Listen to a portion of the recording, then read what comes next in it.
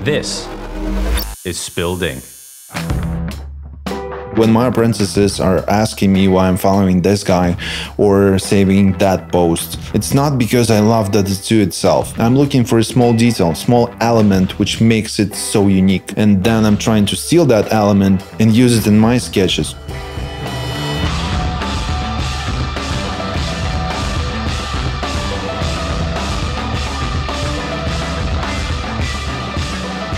Hey guys, welcome to another episode of Spilled Ink. I'm here with Dmytro Verona. He's originally from the Ukraine. He's been tattooing professionally for 5 years, and he just opened up his tattoo shop in Williamsburg.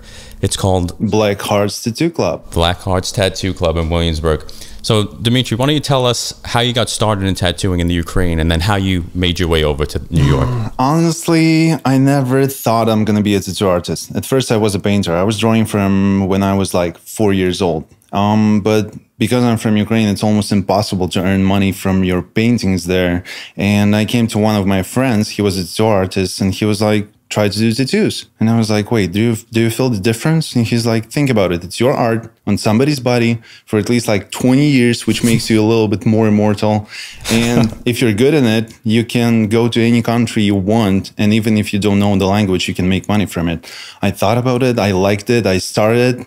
Now I can't stop. I feel like a lot of artists come from the Ukraine or Russia. Like, how did you get the balls to come to New York and like make your way? As a lot of people here, political asylum. I don't know if you heard about that war between Ukraine and Russia, which is happening right now. And when it started, I figured that I can try to do documents because it's pretty hard for Europeans or Ukrainians or post-USSR Union to get here, to get that visa. I tried and I've got my documents in 2 months, which is almost impossible. Every time I'm telling that to someone, they're like, no, you're lying. That's like not true. I came here, I figured that if it's gonna work out, it's awesome. If not, I can always come back. Right.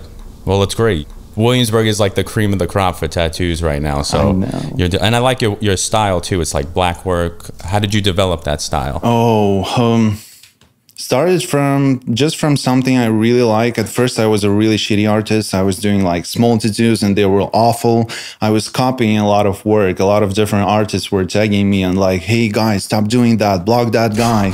But that's the beginning. I mean, in Ukraine, we don't have any tattoo shop. Like we have tattoo shops, but they're mostly like private studios and tattoo artists are not that great. So it's hard to get into tattooing. You can't really find anything for tattooing like needles, ink, machines, tattoo guns, almost nothing back like 7 years ago. Now it's easier.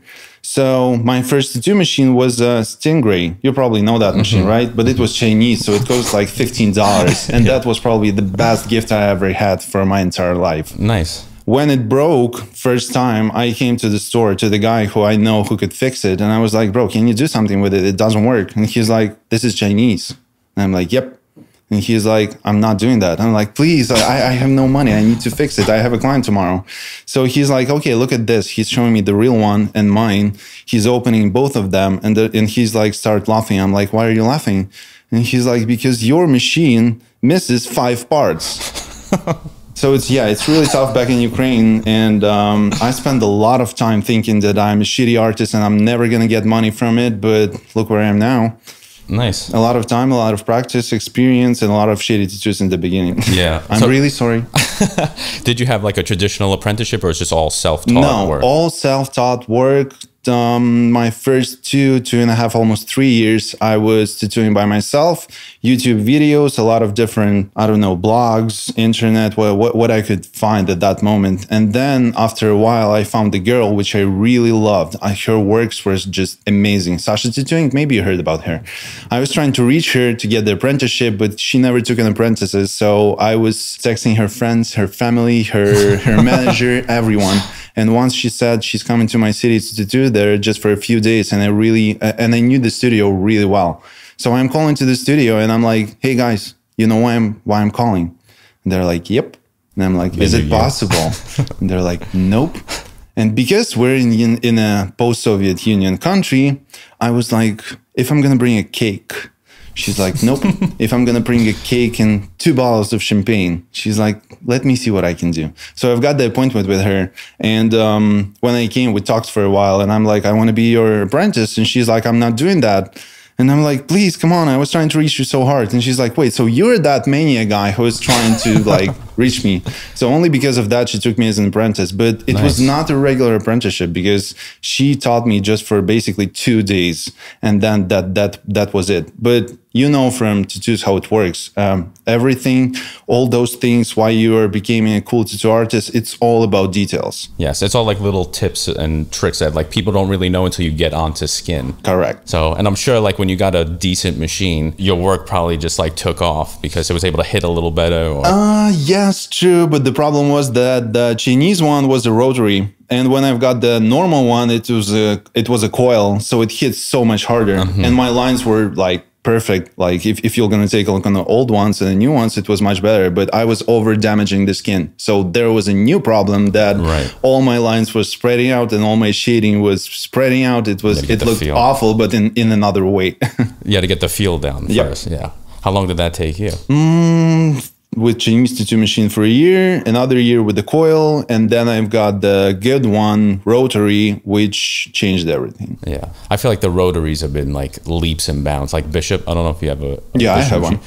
Do you have the wand or do you have like the V6? No, I have a V6, the classical one. Me too. Yeah. I think that's awesome, that one. But they have like a 5, the 4.2, the 3.5, and the 5. I have the 4.2 because I'm mostly doing dot work, lines, so that works better for me.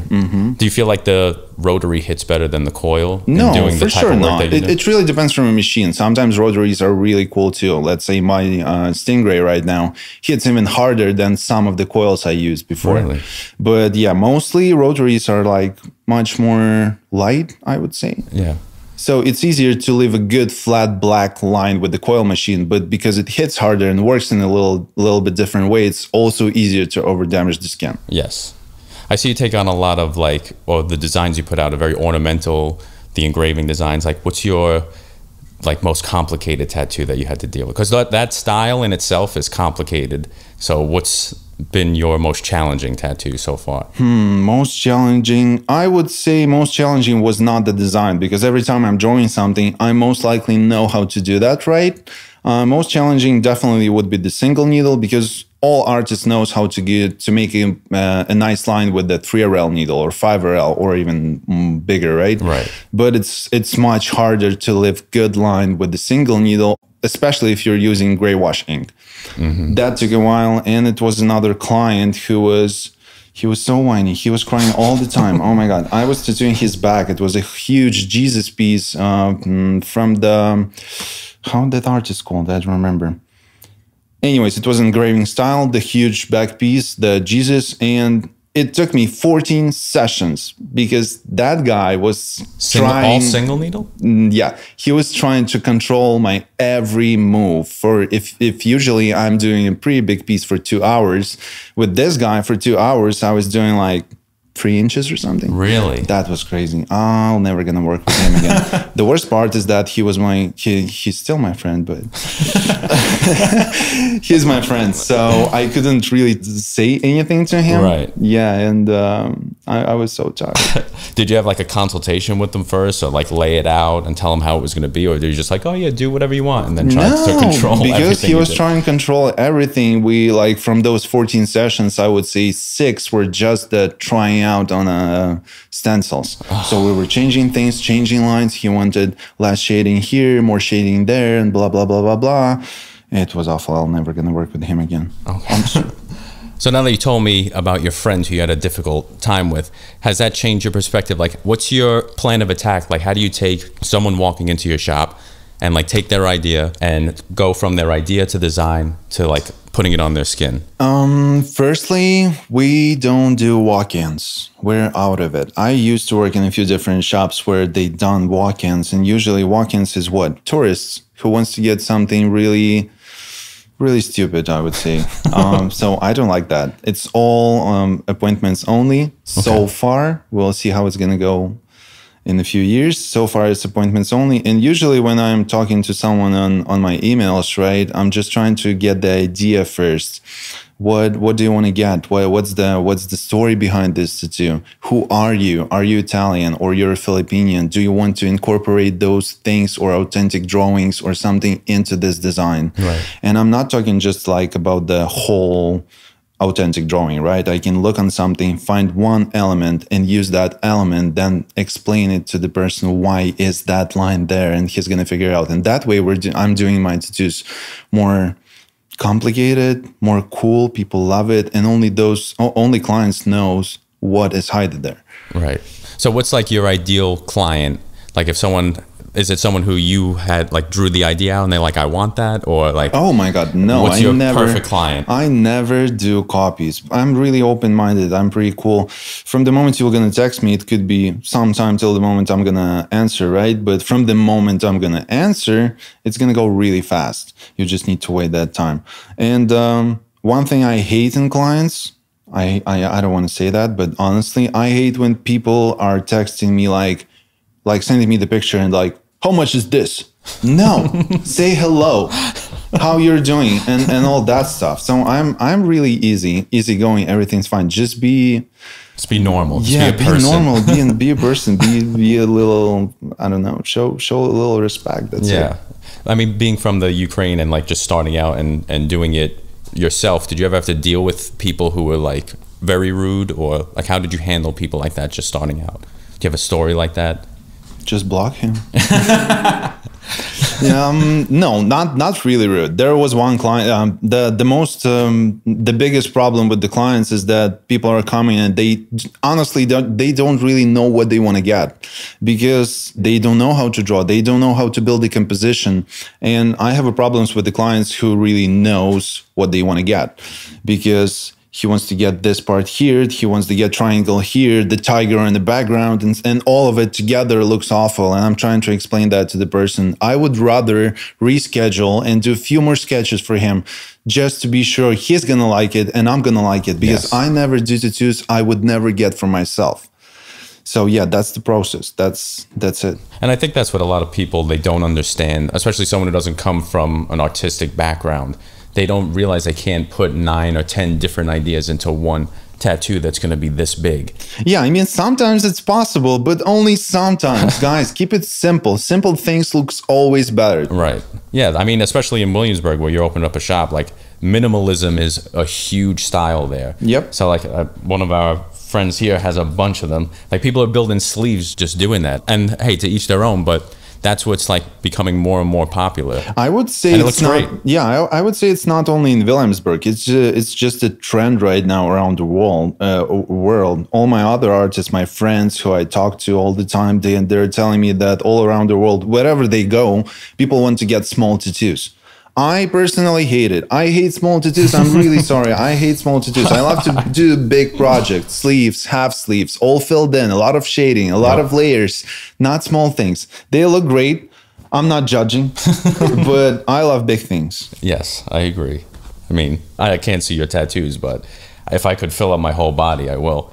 But moving on, it's really tough for people to come into a shop.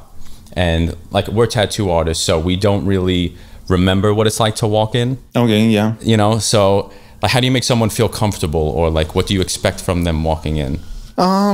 First thing, in my shop, in my place, in my studio, it's music. No rap music, no rock music. It's always something, basically something like you're gonna hear if you're gonna come to the spa salon, spa place, right? Right. Secondly, I'm trying to be friendly. I'm always trying to smile. I'm always trying to talk to the person. I'm always asking if he's afraid of needles, because I'm afraid of needles. Every time I'm getting into tattoo, I'm passing out. Last time I was getting this guy done, and the tattoo artist put just a stencil on me. And I'm standing near the mirror, I'm looking on it, and I'm like, whoa, that's gonna look so great. And just because I understood that in 5 minutes, needle is gonna touch my skin just from the stencil, I passed out. Really? Yeah, I hate it. So just be friendly, smile, and music. Honestly, music does a lot. It does. And I joke around with my clients too, because I'm like, oh, why can't you sit for like 5 hours, 6 hours? And me, once I hit 2.5, 3 hours, I'm just like, I'm done. I'm tapping out. I would pass out for 2-3 hours. I would pass out at least 5 times. Have you ever had someone pass out on you? Yeah, one guy. It was my first tattoo shop in New York. I'm not gonna say the name because that guy was 16 and I was not okay to work with him. But my boss was like, okay, it's on me. It's my friend. Please do it. So I started. In 10 minutes, he passed out. And I was like, I told you. But yeah, he ended up well. Everything's fine. He woke up. We finished the tattoo. Everything's cool. But there is a rule. You can't get a tattoo if you're under 18. And there's a reason why. Right. How is it opening up a new shop? Because like now you have to think about, different things than when you were tattooing. Like what's that process been like for you? Pretty easy because at first I worked in a few different tattoo shops in New York. And when I came here, I didn't like oh my God, your system. Usually tattoo shops are charging at least 50% of artists' money. And let's say I would be okay with it, but only in the case if tattoo shop is like promoting you at least, because usually they don't. All tattoo shop owners are really old school. When I was trying to teach them, because I have a master's degree in business marketing and management, I know how it works. I was trying to explain them that, guys, you're charging 50% of your artist's money. Think about it. If he has 2 appointments a week, you're making this much. If you're going to promote him, put a little bit of money into his account or something, he's going to get like 7 appointments and you're going to get more money too. And this is 21st century, evolve or die. Right. Well, that's what I say with a lot of things, especially like these tattoo schools and stuff like that. I mean, I'm not like for them. If they were doing it the right way, I would say if they weren't like farming people and pushing them out, but you have to evolve. Otherwise you will die. And a lot of that old school mentality is kind of phasing out. But you're absolutely right, especially with social media. It's changed the game. Oh my God, yes. And I've seen your Instagram too. Like you make your own brand. Like you are your brand. That's the goal. I thought to change my name so many times, but my girlfriend was like, you can't really do this now because this is already a brand. Mm-hmm. And it happens just once so far. Someone came to me and we were just hanging out in Manhattan, and someone came to me and he was like, oh wait, you're Mister Verona. And I'm like, yeah, that's me. And she's like, oh, you're such a nice artist. Can I get your autograph? And I've done that. And my girlfriend was like, okay, so now he's gonna feel himself like a king for a week. He's blowing up his head. Talking again about the tattoo shop, it was not hard for me because after that experience in tattoo shops in New York, I started working from home. It was kind of scary. I was already I would not say famous, but people knew me, right? But my clients were okay with it to come to my place because as long as they see that everything is clean and disposable, they're totally fine with it. After my home, when I saved up some money, I found a good studio. I moved to the studio.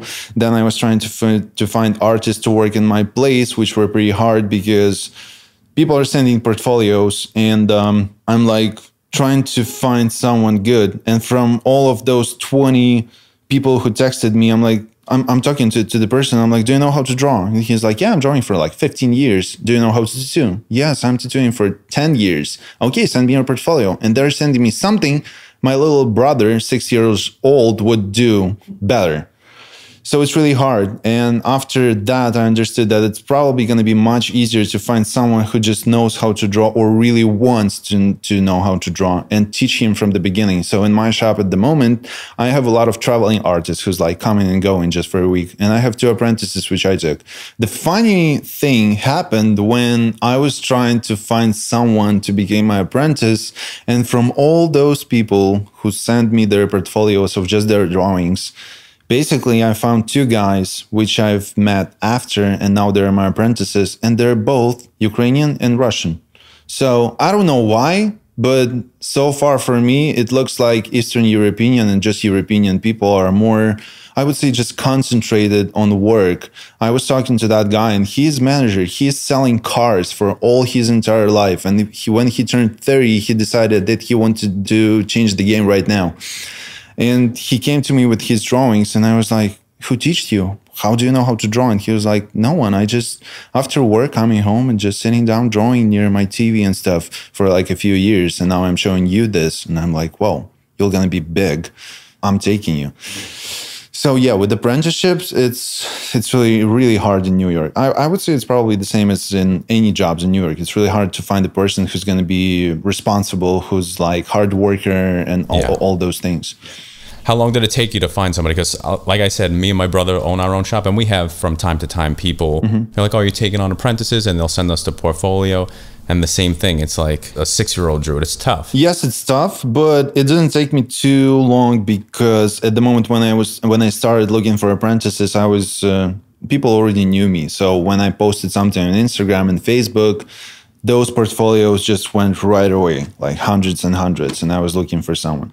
So from that moment, it was easy. Nice. Do you have any advice for, I mean, like I said, I'm opening up my own shop now in Long Island. Do you have any advice for like someone who's just starting out? Social media. Yeah. Social media is the first thing. If you have, let's say, a budget, be ready to spend a good part of that budget on a social media, on a promotion agency, or just on someone who's going to do your content, your beautiful photos, write sayings, hashtags, smiles, because it all works. Right. That's the only reason I have my studio, which doesn't take walk-ins, and my apprentices even are busy right now because of the social media. If you know how to do it right, everything is going to be okay. And if you know how to do social media, you can even sell snow to the homeless guy, let's say. I mean, you're not taking walk-ins, and your apprentices are still booking appointments. They're not like crazy booked out for a few months as upfront, but yeah, just social media does all the work today. Nice. So in your becoming a brand and like a bigger name than most people who've been here for a while, who's the coolest person you've tattooed so far? I had a few requests from the few well-known people from the stars, but we never booked out an appointment. Once it happened, maybe you know, there is a band called Odessa. You definitely heard their songs. So I had the client who's still a booker for a Barclays Center. And one evening she's calling me and she's like, hey, Dmitry, Odessa is coming tomorrow. And they actually, one of their guys, he's following you. And they really want to get that tattoo, like all of them, the whole team, 20 people. Nice. And they want to get it tomorrow. And I'm looking at my schedule and I am totally booked out for tomorrow. And I don't know what to do because it's a Odessa music band. I don't really know who they were, but my girl loved them. And she was away from United States at the moment. And I was like, yeah, that's going to be so cool if I'm going to send her the photo or video how I'm tattooing those guys so she could be so jealous. And yeah, I said yes. And it was really cool. It was just a cool feeling to be an artist who even they know.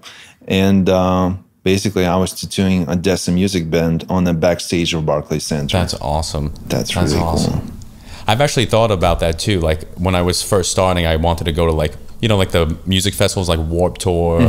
I've always wanted to like travel with a band. And that's how like some artists do it too. Have you like dipped your toes in traveling or like done any conventions? I've done a few conventions. I'm participating almost every year the Westchester Tattoo Convention, and I would love to go to others like let's say Milan, Las Vegas, and all those cities. They're so cool, so awesome, and it's really good for your promotion. Honestly, yeah, it's not for the money; it's mostly for promotion. But from the moment I moved to the United States, at first I had to figure out how to pay my bills.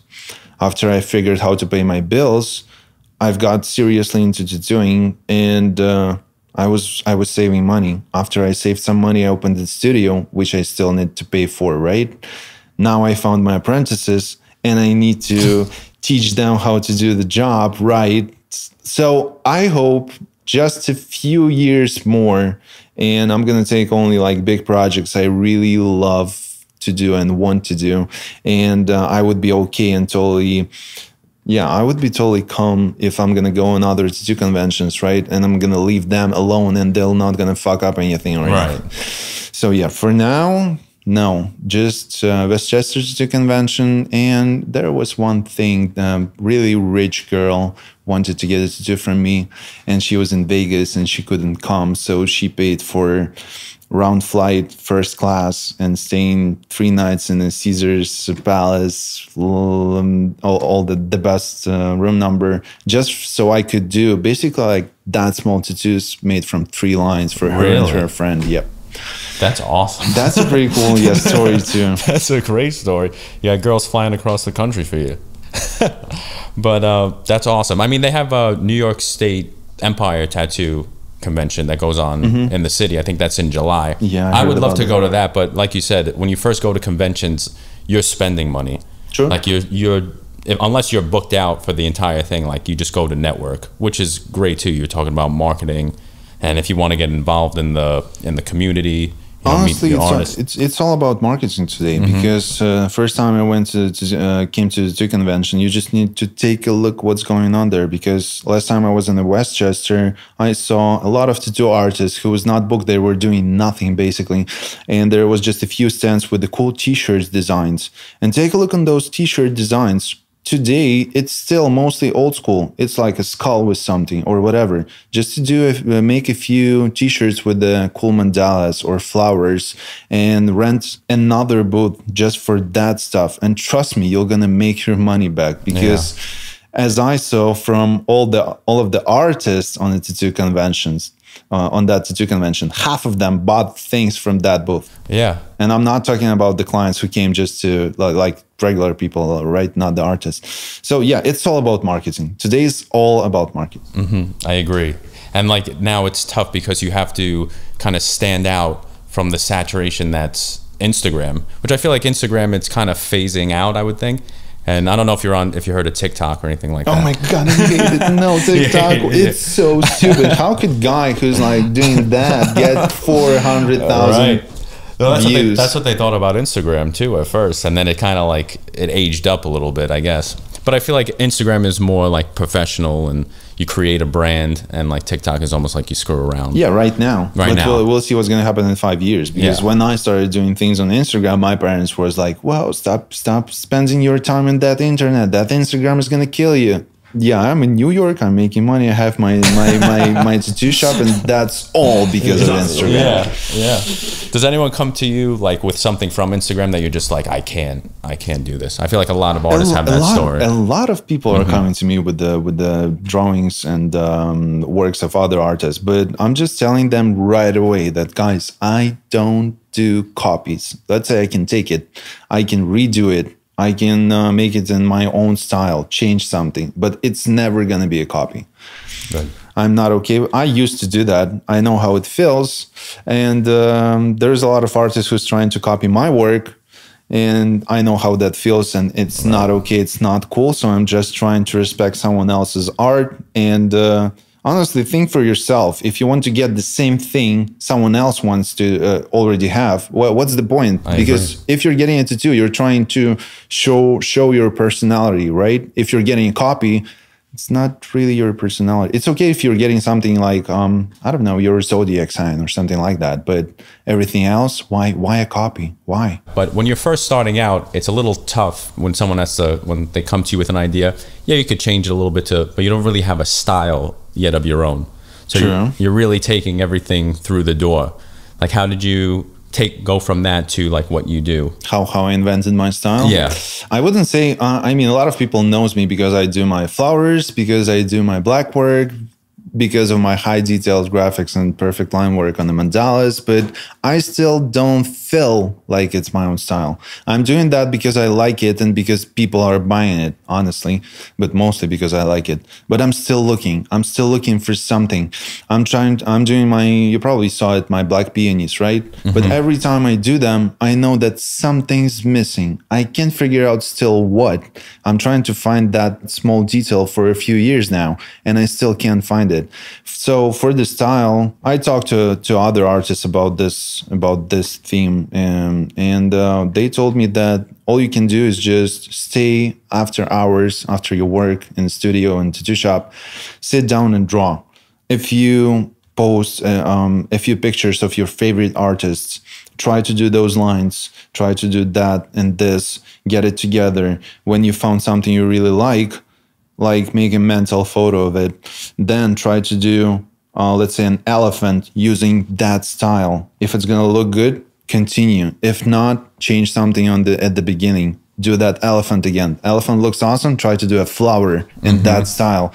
That's how it works. Right. That's how you're getting there. Right. See, this is what a lot of clients, they don't understand what actually goes into a design or the composition and like how it's going to fit on their body.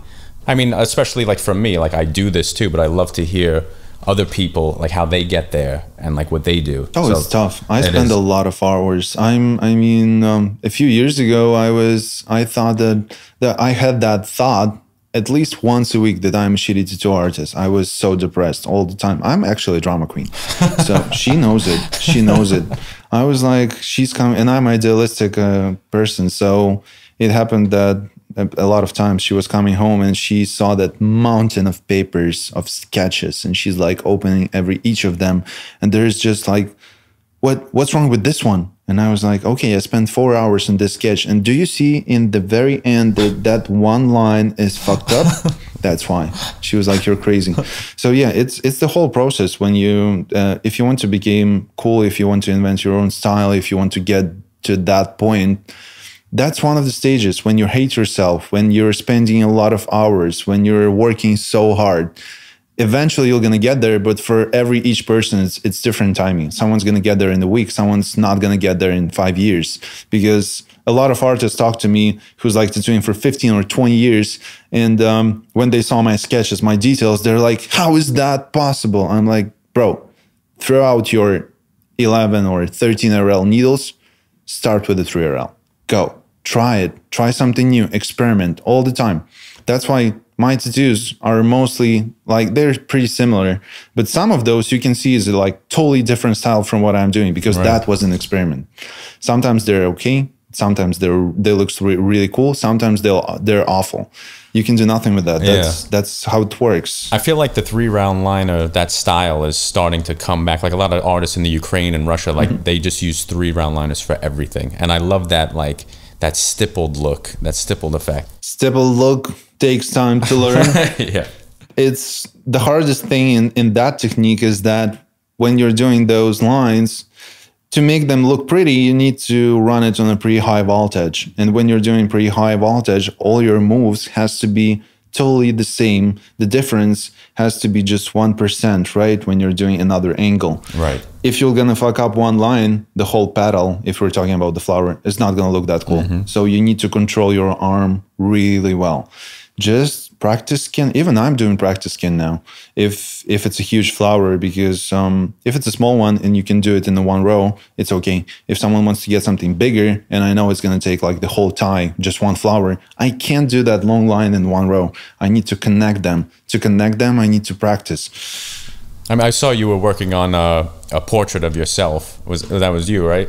That wasn't your apprentice? That was actually one of my apprentices. Really? Yeah. A huge trend is realism, right? Realistic things. Micro-realism. That's the thing now. I don't, single needle. I know how to do that. I don't like it. People are like, wow, why are you not doing realism? Probably you just don't know how. Guys, I know how. Look at my apprentices. They're working in realism. I teach them how to do that. And it looks really cool. I just don't like that because I don't want to offend any realistic artist. But what is realism? Realism is when you're just taking the photo and basically copying it on the skin. It's not art. If you're going to draw it first by yourself and then do it on the skin. If not, that's a copy machine. That's an amazing skill, but that's a copy machine. Yeah. And my problem more so with it is the longevity of it, because it looks great as an Instagram photo, but over time, like 5 years, it doesn't look like that, and it doesn't hold up. I have the same opinion about those small things, and I have almost the same opinion about the colors, because black ink is almost always based on carbon. Our skin takes carbon really well. It fades out not fast. It looks awesome. Everything's great with it. With the color inks, they always based on different things. You never know how it's going to heal. You'll never know when it's going to start fading out. And it also happens all the time that, let's say you've got those roses and, I don't know, violets or lavender, which is red and blue. And the red is going to fade out in 10 years and blue is going to start fading out in 3 years. That's one of the reasons I don't do colors. Second reason, I'm colorblind. So I prefer black and gray also. I think like the tones just look so much nicer. I mean, there's some great like color realism guys and guys who could do traditional and saturate the shit out of a piece, but that's not me. I enjoy like the smooth blends and everything like that. Who are you following right now that's like changing the game for you? Honestly, I have a few artists I really love. One of those is it's not about quality is amazing too, but it's mostly I'm following him mostly because of his style. Sad Amish, maybe you heard about him. He's doing all those naked women. Really beautiful. Sal Amish, his name is? Sad Amish. Sad Amish. Yes. Okay. He's amazing. All other artists, I would say I'm following because I can steal something from them. So let's say when my apprentices are asking me why I'm following this guy or saving that post, it's not because I love the tattoo itself. I'm looking for a small detail, small element, which makes it so unique.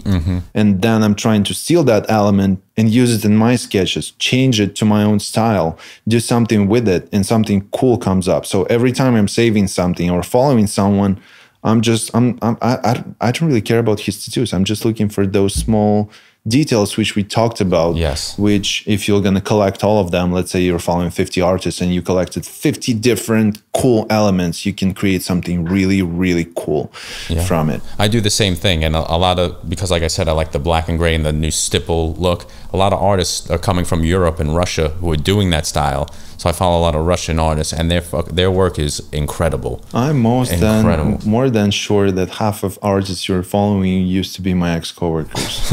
Maybe you all know each other out there. Yeah, but we're actually used to be a huge team. All right, we're about like wrapping this up. Is there anything that you're working on right now, or like that you want to promote? Maybe you want to promote your shop or anything, any events coming up? Follow Black Hearts Tattoo Club. You know why? Because we're doing for Black Fridays all the time. I hate that day, but we do that. Last time we were doing Friday 13, we've done a really cool promotional deal because you didn't need to, you haven't to stand in line. You can just come, sign you up in the list, and we could call you back, set up the perfect appointment time and date for you with the still that amazing Friday 13th price. And yeah, follow my apprentices. They're really good. And the good thing in their job is that if they're going to fuck up or do something wrong, you're going to get a huge cover-up from me, which costs a lot of money. So that's even a good thing. All right, guys. You heard it here. Dmytro Verona. You can find him on Instagram at Mister Verona. Dmytro, thanks for being here, brother. Thank you for the invitation. Thank you, man. Have a good one. And that's it this week with Dmytro Verona. To learn more, check him out on Instagram at Mister Verona and at Black Hearts Tattoo Club. Come back next week for our season finale when I sit down with one of the leaders of the tattoo industry, Dmytro Moreno from Venezuela, and he shares what it really means to start from the bottom to make it here. I remember I started with a handmade machine. Okay. Small car, that toys. He take the motor of the small car, a paint, he broke the paint and put in something different. He put in the electricity and start to running with a regular needle, you know, the needle that my mom used for sewing? Yeah. He's probably one of the most humble people I've met, and in my opinion is an innovator of the industry, pushing the limits of color realism and crushing the game. It's not about being good or bad, it's about to make you feel happy. I know you need to learn, you need to practice, you need to understand how it works. But you need to try it that this work make you feel happy. If this tattoo make you feel comfortable or good, this client is gonna get you 100%. Spilled Ink is produced by Fulton Street Music Group. Our producers are Cleo Kolitsopoulos and Alex Fulton. Our music is by Cat Blaster. I'm your host, Mike Maldonado. Follow us on Instagram at Spilled Ink Official.